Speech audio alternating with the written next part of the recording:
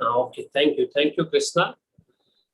So welcome to this session, and our next speaker is Professor Yiannis Petridis from University College London. His specialization includes several areas of number theory like automorphic forms and their spectral theory, analytic number theory, then this statistics of modular symbols. And today, Professor Petridis will speak on recent progress on the arithmetic statistics of modular symbols. So thank you, sir. Thank you for being with us. Over to you, Professor Petridis. So Thank maybe you for can inviting me. You can share your screen. We can see that if things work. Yeah, let me try to share the screen.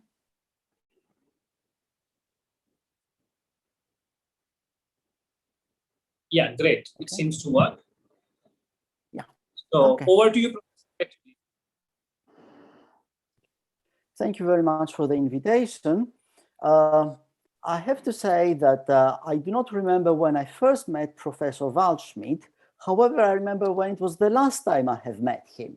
And it is kind of an old time ago. It is 3 years ago in the Canadian Number Theory Association meeting in Laval in 2018.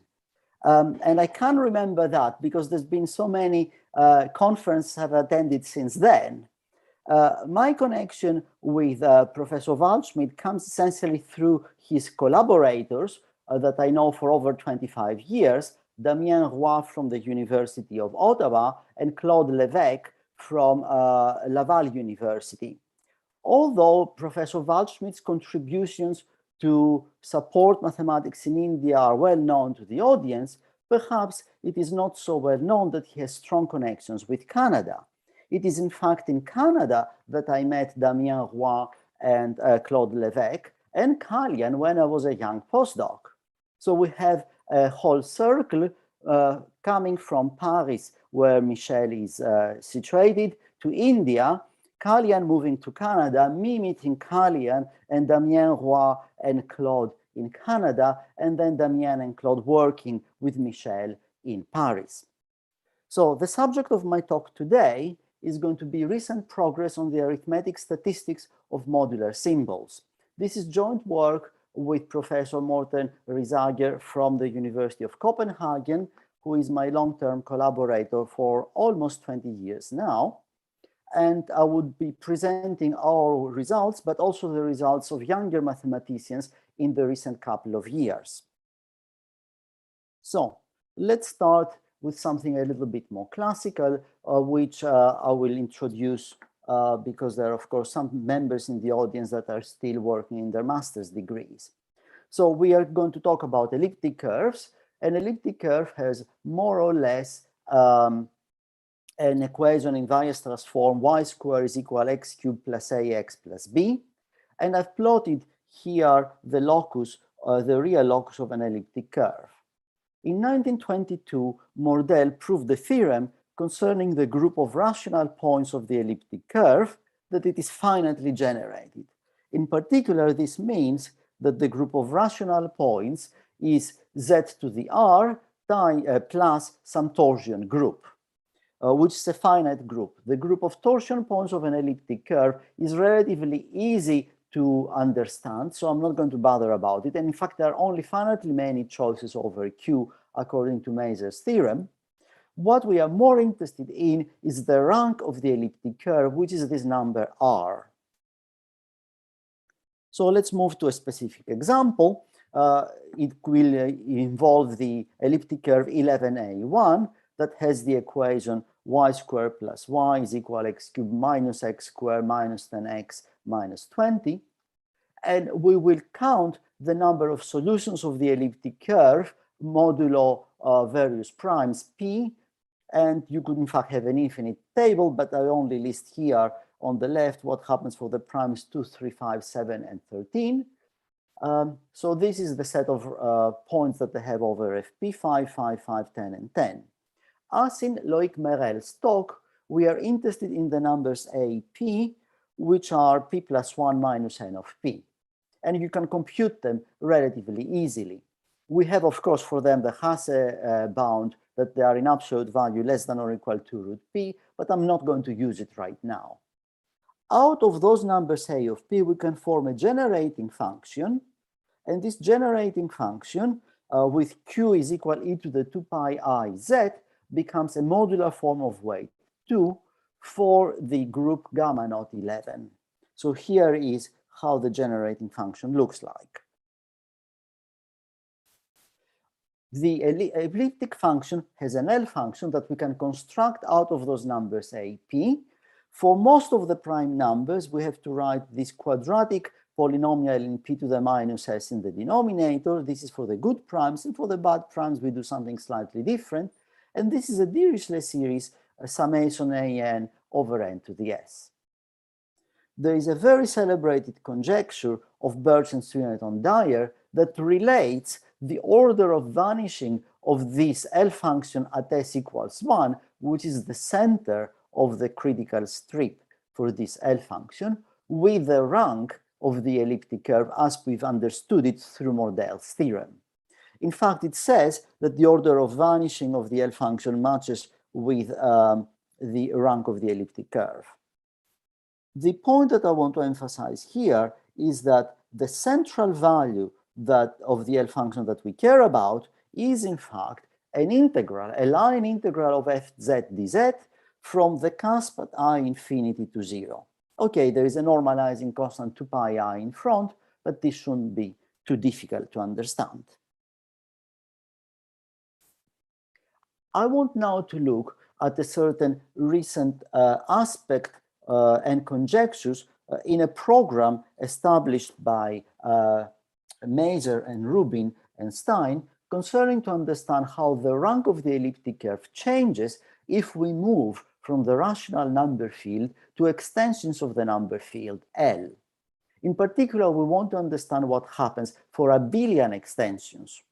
To understand abelian extensions, one, of course, should try to understand, first of all, and it's essentially equivalent, to understand cyclic extensions of the number of Q. So I would be interested in cyclic extensions of fixed degree P as the conductor of the field increases. So M for me will be the absolute value of the conductor. If you don't know what it means, it's some sort of way of understanding how big the field is or how far you are moving around. The number of number fields which are cyclic over Q with fixed degree P and conductor up to X grows like, in fact, a constant times X.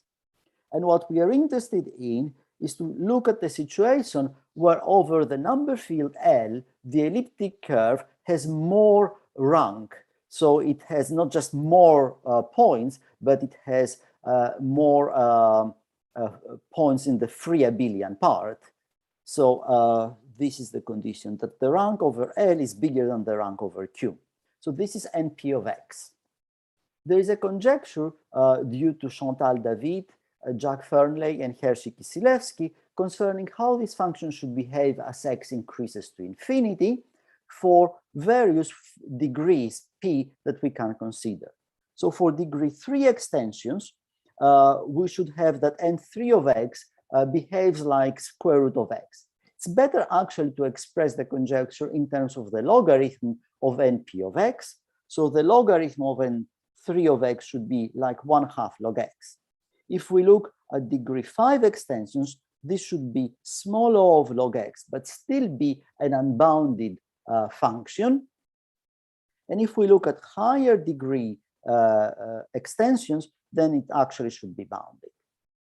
This conjecture comes out of random matrix theory and was studied by Fernley and Kisielewski also numerically. I will not be able to prove, of course, anything like that today, but it is a motivating conjecture that has motivated Mazur and Rubin to study the statistics of modular symbols. Before we go into that, let's think of the twisted L function of the elliptic curve where we use some characters chi n. And the issue is for this twisted value at 1, what can we say? When is it 0? When is it not 0? This relates, of course, to when we get more rank for the extension L versus the rational points. Let's now go back to introduce modular symbols, which is the main topic of the talk.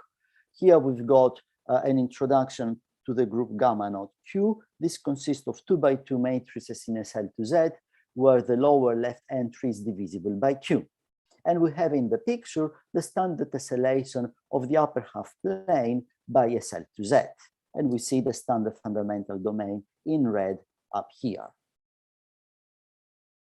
Modular symbols are basically line integrals of the differential one form f of z dz. If we join this line integral from the cusp up at infinity down to some rational number on the real axis. The way that we join the two cusps, which are equivalent for SL to Z, but not for gamma naught Q necessarily, is any sort of path, but it is simplest to join them by a vertical ray emanating from the rational number on the real axis. We also put here some normalization constant 2 pi I, but this is, of course, just a normalization. There's nothing specific about it. Why are we interested in modular symbols? Modular symbols have been used extensively to understand the homology of modular curves and to construct bases, in particular Hecke bases, of cusp forms of weight 2. Cremona, in his tables, he used programs for computing modular symbols to do these constructions. Now, of course, all those things can be found on Sage, CoCalc, and the database LMFDB. Another reason why we are interested in modular symbols is that, as we have seen before, the central value of the L function of the elliptic curve, which is really the central value of the L function of f associated to the elliptic curve, f here is a holomorphic cusp form of weight 2, is really one of those modular symbols, joining the cusp at infinity with the cusp at 0. Generally speaking, the modular symbols are complex numbers, and it is easier to study them statistically and plot them if we plot real numbers or purely imaginary numbers. So there is a process of symmetrization that produces what we call raw modular symbols for gamma naught Q. So we take the differential f of z dz, and we take either its real part or its imaginary part, and we do the same integration for the differential form from the cusp at I infinity to some rational number a over n. And this introduces the plus and the minus modular symbol corresponding to the rational number a over n. The importance of the raw modular symbols is that the twisted central value of the holomorphic cusp form f is a finite linear combination of the raw modular symbols with coefficients, the values of the character chi. And here tau is the Gauss sum corresponding to chi bar. We take the plus sign if the character is even, and we take the minus sign if the character is odd. So here comes Maser, Rubin, and Stein that say we want to understand the twisted central values of the elliptic curve. It would be nice to understand from a probabilistic or theoretical point of view the distribution of those modular symbols here, and somehow try to patch them together using the characters to understand something about the twisted central value. Let's discuss a little bit the properties of the raw modular symbols. So because f is periodic with period 1, it's relatively easy to see that the modular symbols for rational numbers R will also have the same period. Therefore, we can restrict the rational cusps we are interested in the interval 0, 1, or in the interval -1/2, 1/2. There is also a symmetrization result coming out of the definition of the plus and minus modular symbol. The plus is invariant with the involution R to minus R, and the minus is anti-invariant. We recall here the Fourier expansion of the holomorphic cusp form of weight 2, summation of an e to the 2 pi I and z. And without much further things, let's state the first conjecture of Maser, Rubin, and Stein. They consider averages of the modular symbol, where we look at cusps, fractions a over c, that are between 0 and x. Of course, you could take that to be between -1/2 and x -1/2, or any interval between -1/2 and 1/2, or 0 and 1. If you understand G C of x defined this way, then you can understand what happens essentially for every interval. The conjecture of Mazur, Rubin, and Stein is that those averages for the modular symbols, as the denominator tends to infinity, tend to a very specific function G of x that can be calculated fairly easily out of the Fourier coefficients of the holomorphic cusp form. Now, if you see a conjecture like that, you should ask, where is this conjecture coming from? Do we have any evidence for this conjecture? And obviously, is the conjecture true?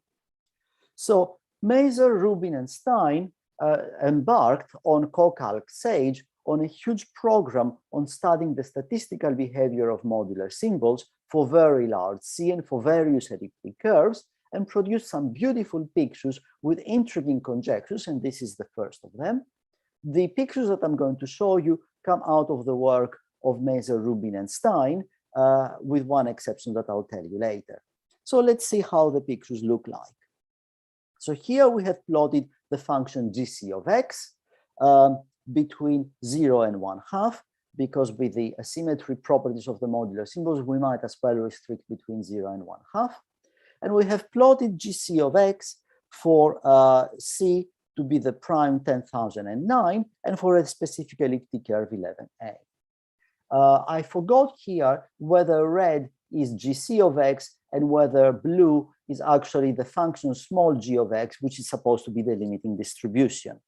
They do look close, and they look even closer if we look for the prime 10,007.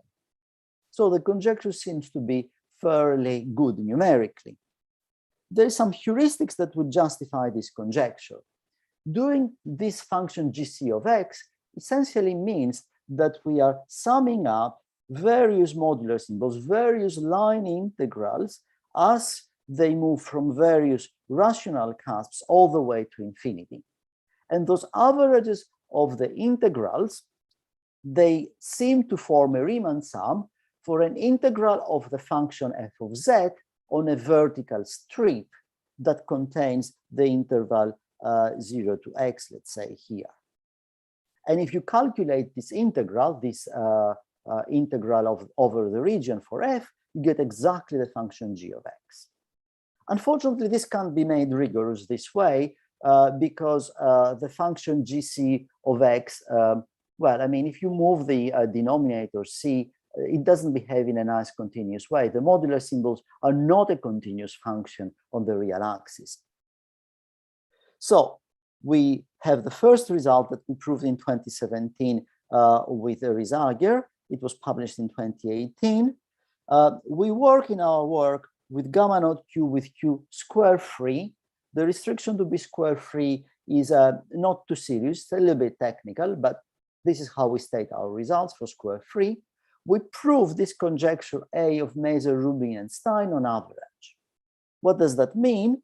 We look at the function GC of x that sums up for fractions A over C up to x, and we sum for denominators up to capital M, and we divide by capital M. And when we let capital M go to infinity, we get on the limit the conjectural distribution function G of x.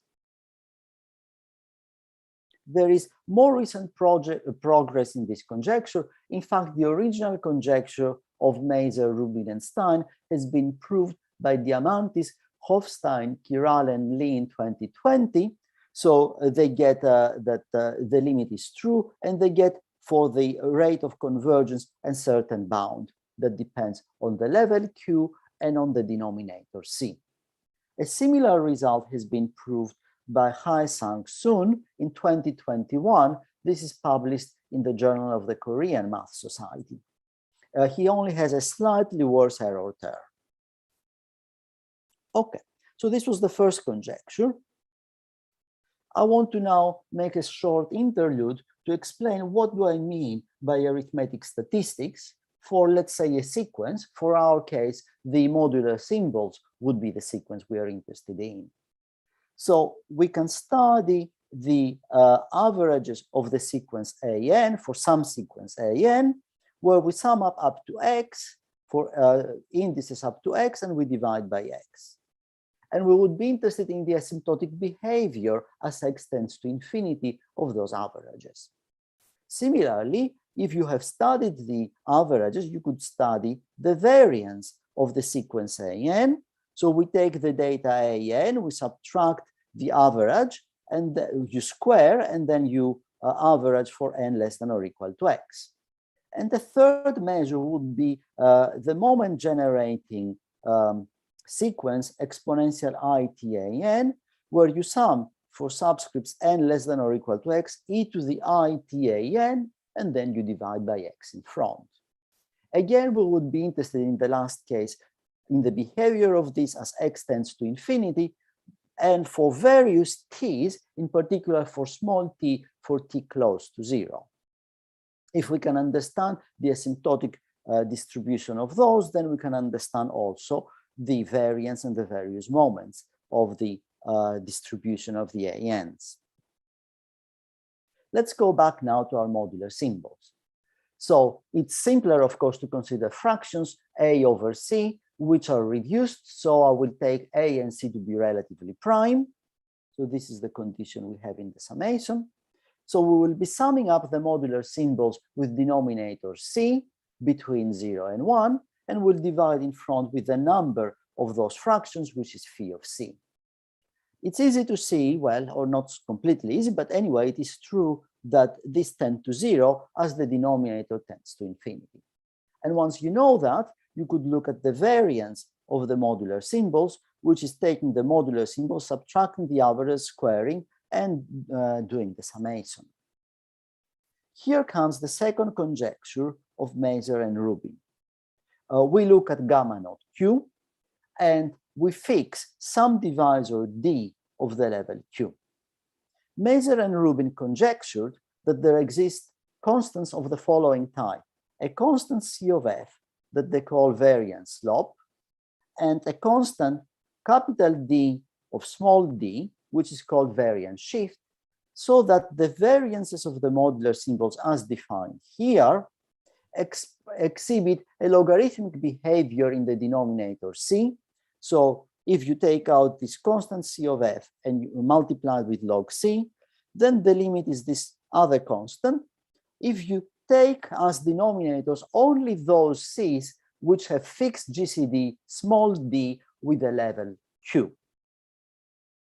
The constant c of f is explicit in their calculations. It's basically a constant times the Peterson norm square of the holomorphic cast form f of weight 2. This can also be expressed, of course, in terms of the central value of the symmetric square of the, no, not the central value, the value of the symmetric square L function at the edge of the critical strip of the symmetric square L function of f up to some bad primes.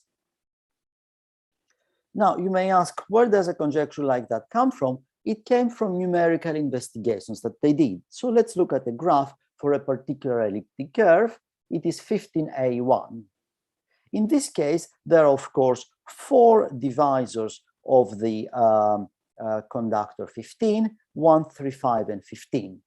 And they have plotted the variances, as I've defined them in the previous slide, of the modular symbols for very large C. In fact, they reach 10 to the 8. The plot that they have made is in fact logarithmic. So look here, it's 10 to the 5th, 10 to the 6th, 10 to the 7th, 10 to the 8th. And in this plot, they see more or less clearly 4 parallel lines. The slope of those lines is what they call the variance slope, which is essentially a constant multiple of the Peterson norm square. The variance shift represents the x-intercept of those 4 lines, but it's very difficult to see what happens for these shifts because the data becomes certainly unreliable for small c.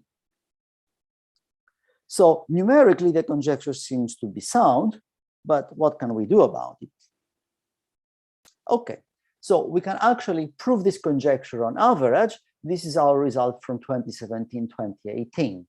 So what we do is that we have our Q to be a square free level.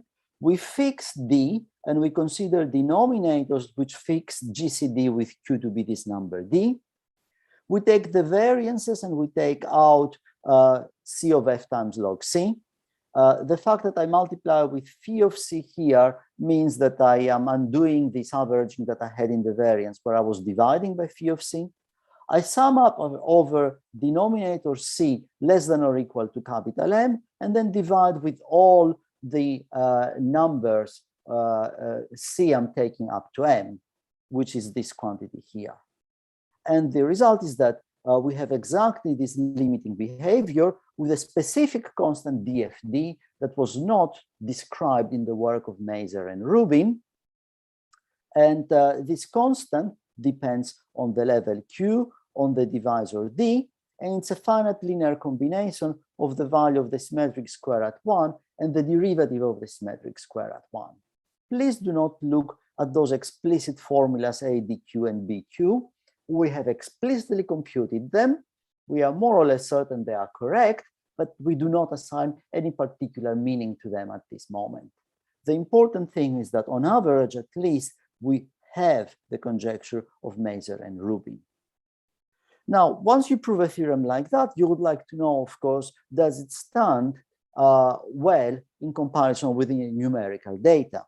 So we asked Mazur and Rubin to provide us with their experimental data, which I call experimental shift.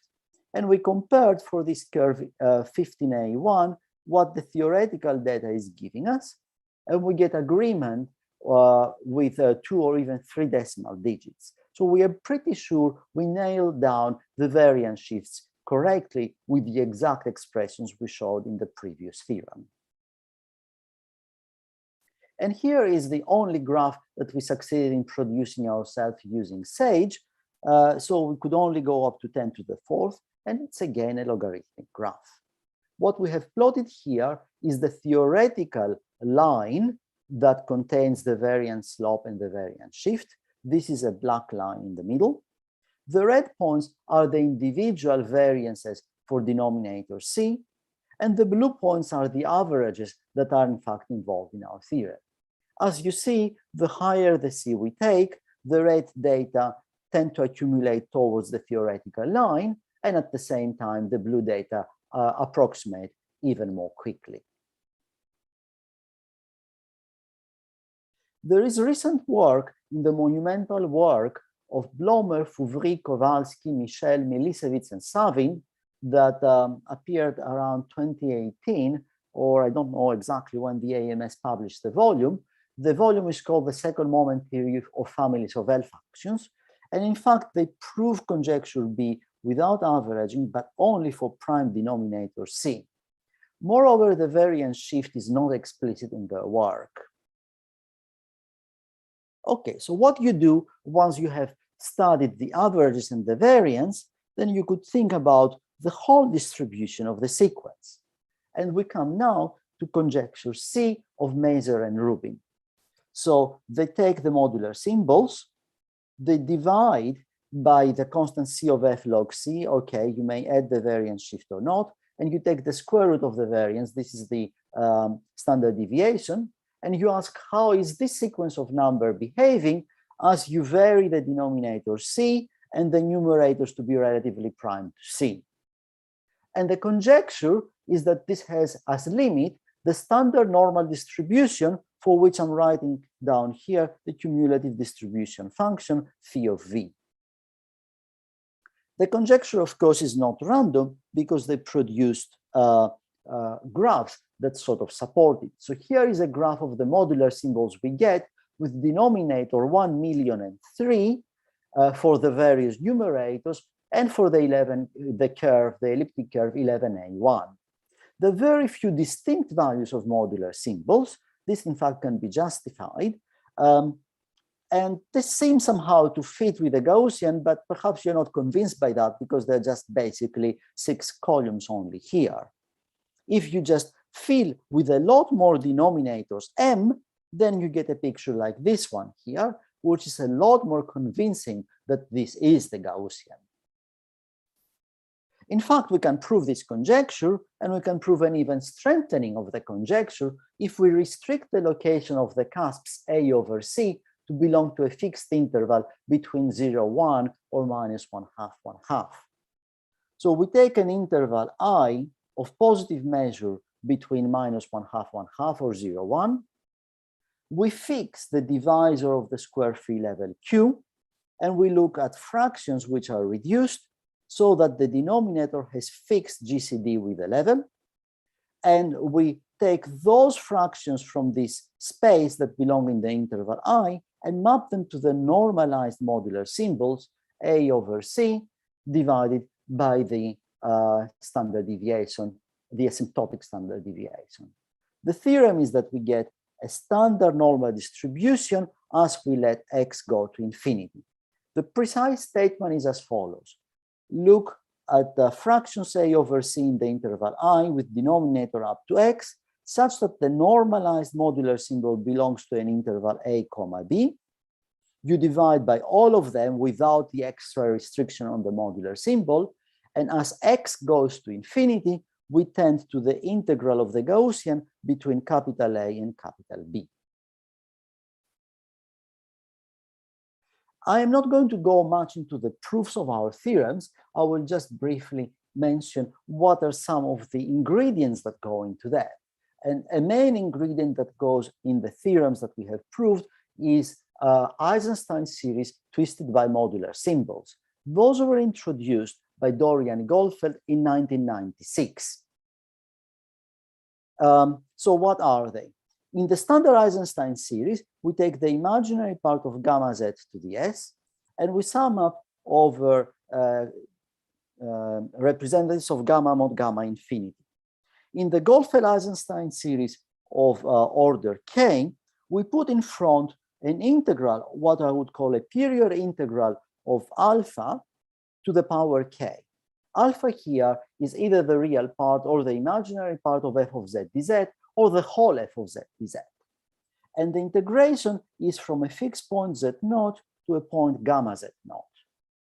You could take the point z naught to be any point. In particular, you could take it to be the point I infinity.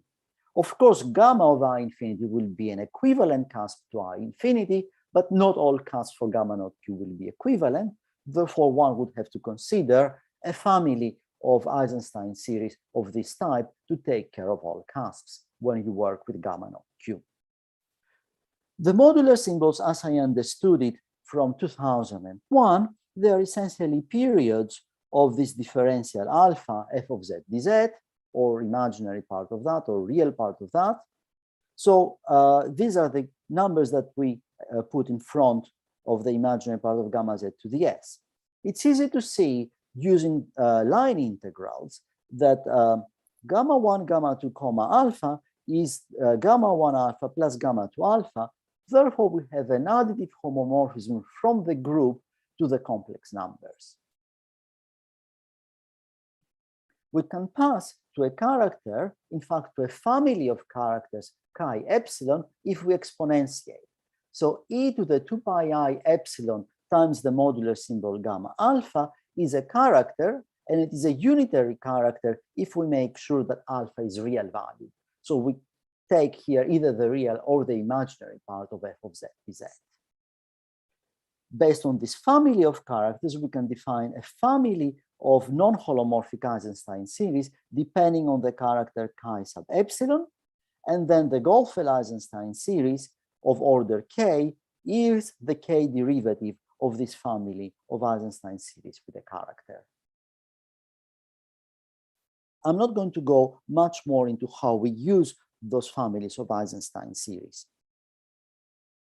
However, I'm going to say that another ingredient that we use is the method of moments. Again, we think of a general sequence AN, and we look at the asymptotic moments of it.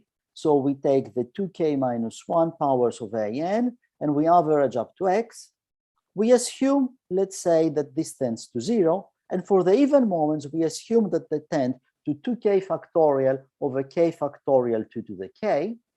Those numbers here on the right are the moments of the standard Gaussian distribution with mean 0 and variance 1.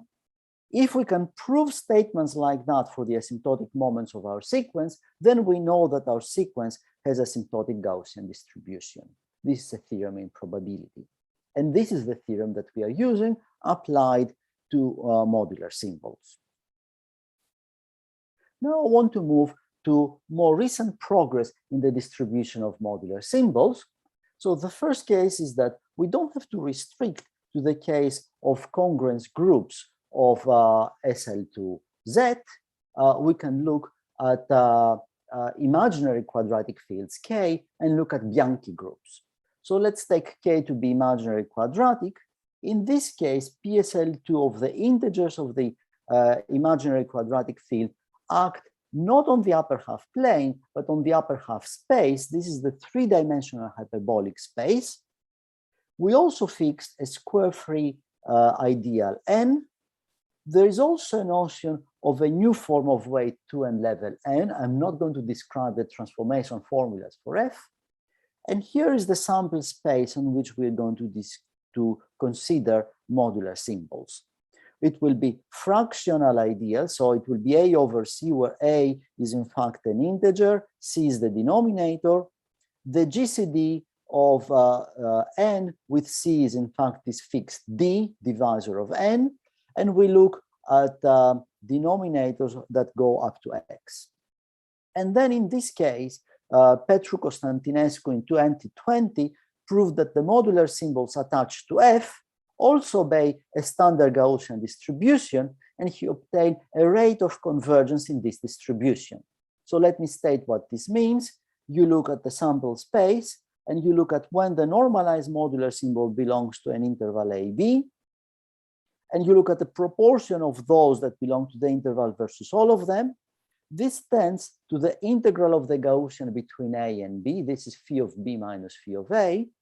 And it tends with a rate of convergence like 1 over square root of log x, more or less.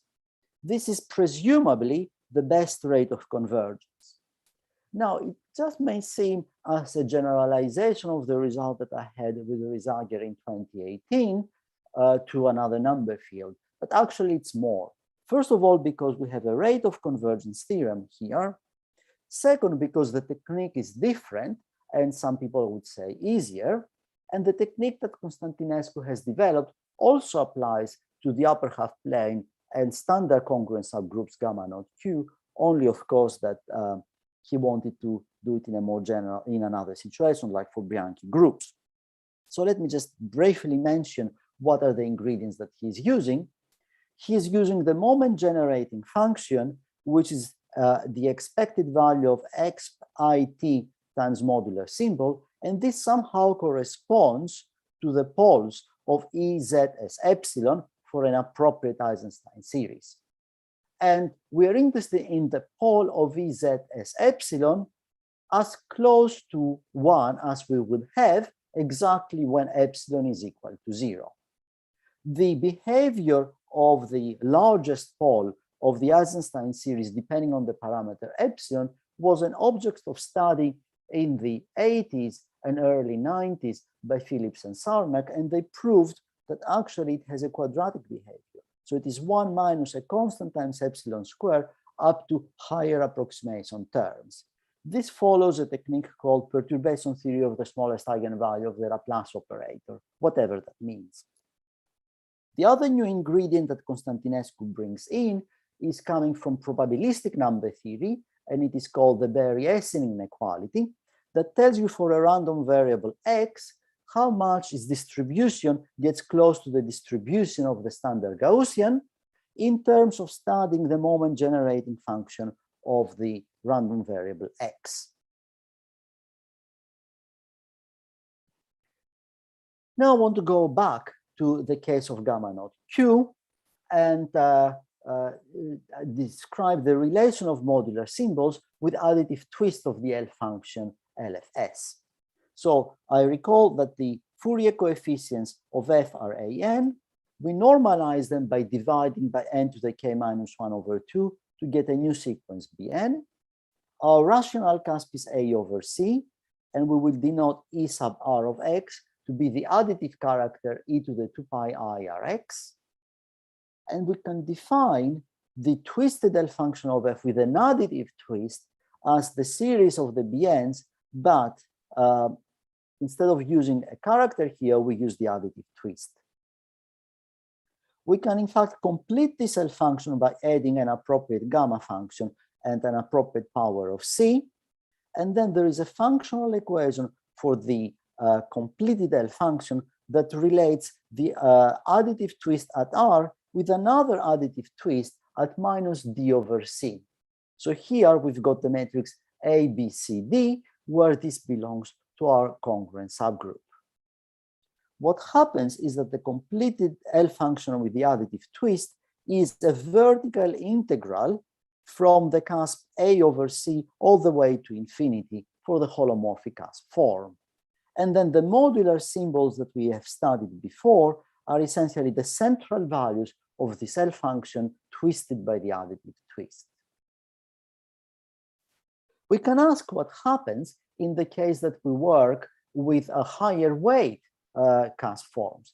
These ones do not correspond to elliptic curves, but after all, our theory was a theory of line integrals of holomorphic cusp forms. It was not a theory about elliptic curves. It was motivated by the study of excess rank of elliptic curves, but it was not a theory about elliptic curves. So let's fix now F to be a holomorphic cusp form of weight K. There is a normalization of the Peterson norm that I described here.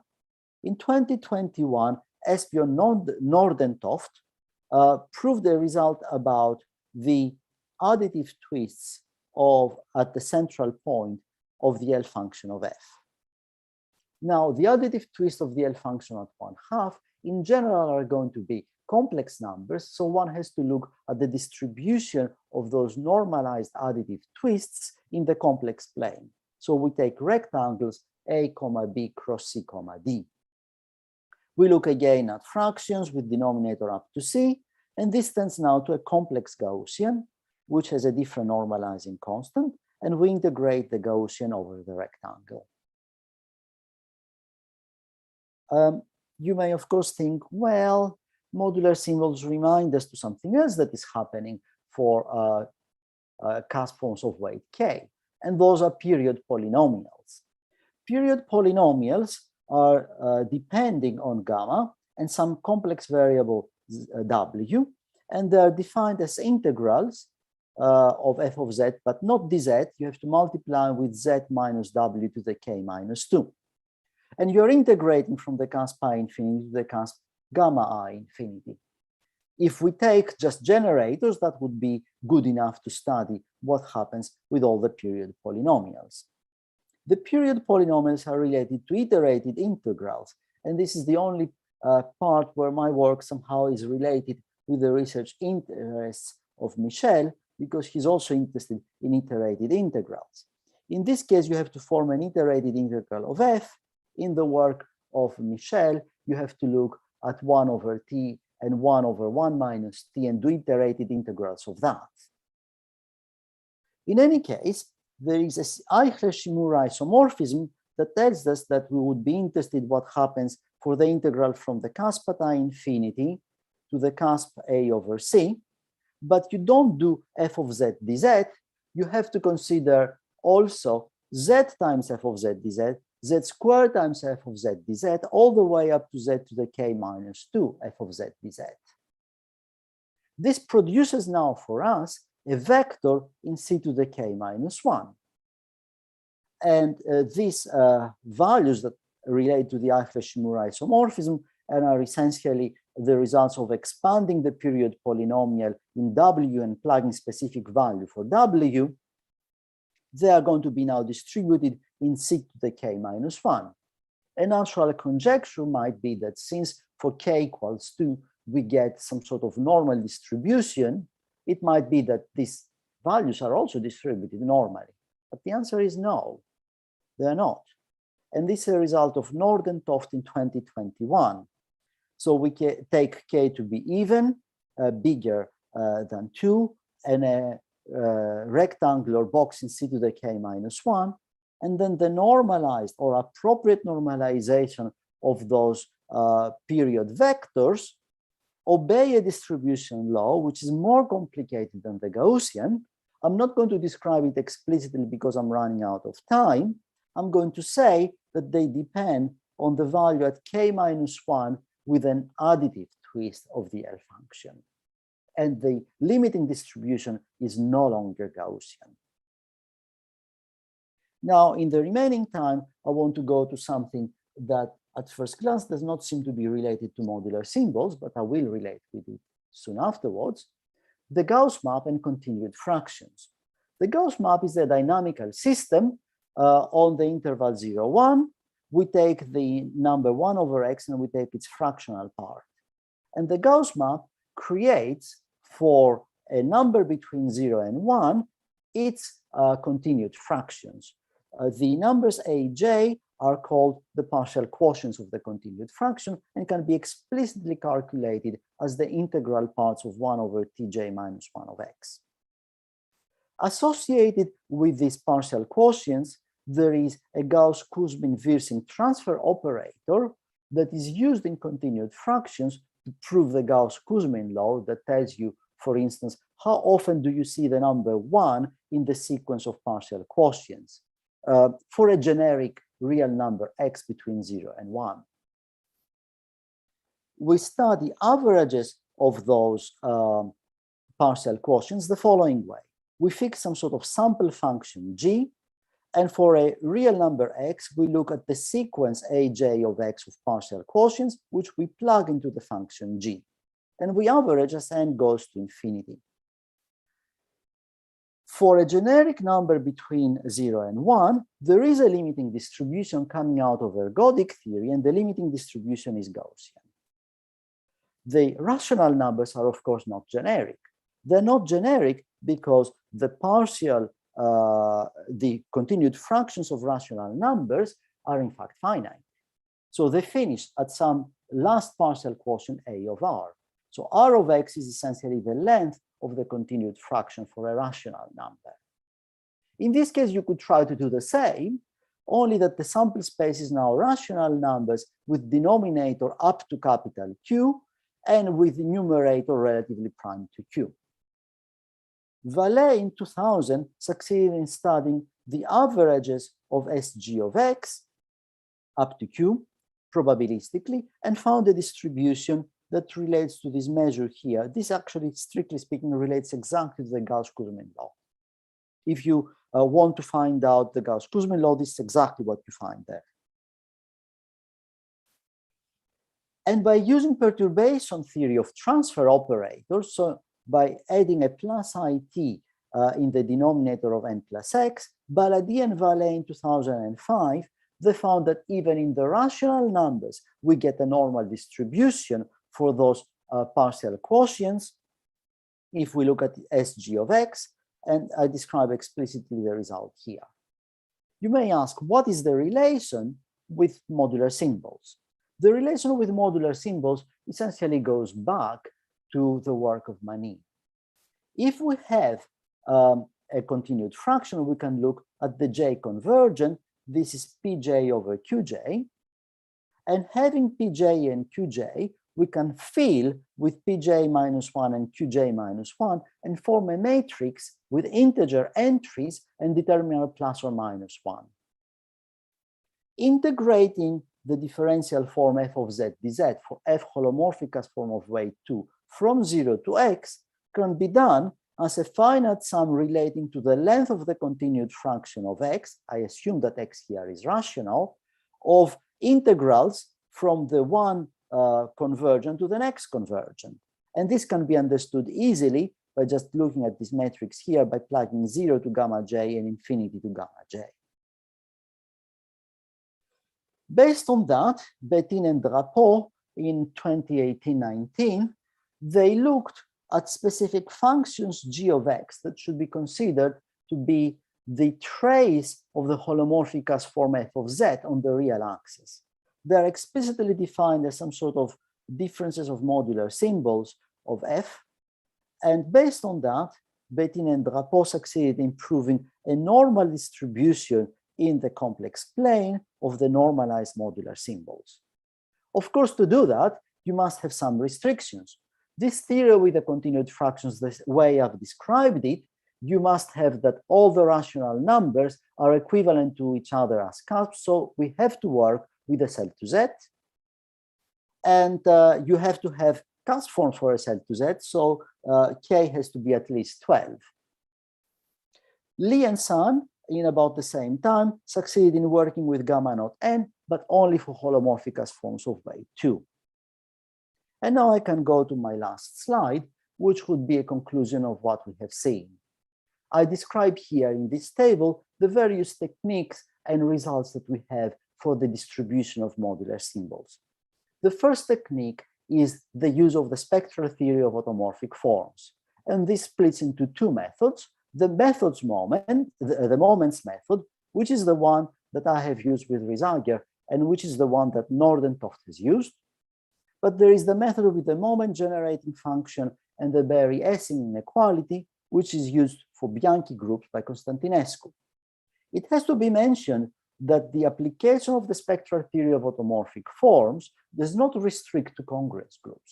You could work with non-congruence groups, and some of the expressions that we get are similar to the ones that Loic Merel was showing yesterday in his study of the Manin-Drinfeld problem for non-congruence groups.